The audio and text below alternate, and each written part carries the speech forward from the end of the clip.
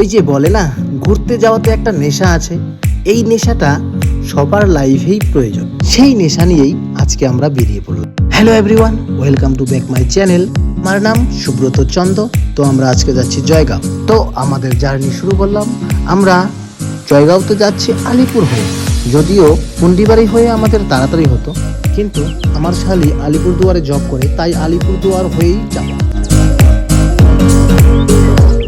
আমার ছেলে ঘুরতে যাচ্ছে জন্য এত খুশি, আর যতই এগোচ্ছি ততই মনে হচ্ছে যেন প্রকৃতির কোলে আমরা ডুবে যাচ্ছি। কিন্তু দুঃখের বিষয় একটাই, আমরা জয়গাঁওতে যাওয়ার পর ভুটানে ঘোরার খুব ইচ্ছে ছিল, কিন্তু ভুটান গেটেই আমাদের আটকে দেওয়া হয়। সবার ওই আইডি প্রুফ আমরা নিয়ে গিয়েছিলাম, শুধু আমার ছেলের বার্থ সার্টিফিকেটটা নেওয়া হয়। সেই জন্য আমাদের অনেক রিকোয়েস্ট করার পরও আমাদের ঢুকতে দেয়নি। তারপর আমরা ওখান থেকে চলে আসি তোরসা রিভার সাইড ক্যাফেতে। এখানে আসার 5 মিনিট পরে শুরু হয় সেই ঝড় তুফান। যাই হোক, ঝড় কমে যাওয়ার পর আমরা খাবার অর্ডার করি। খাবার শেষে আমাদের বিল হয় 7 জনের 2000 টাকা। আমার কাছে কেন জানি মনে হয়েছে খাবারের তুলনায় বিলটি একটু বেশি ছিল।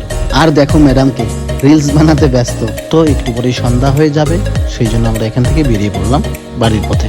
তো টাটা, বাই বাই, আসছি নেক্সট ভিডিওতে।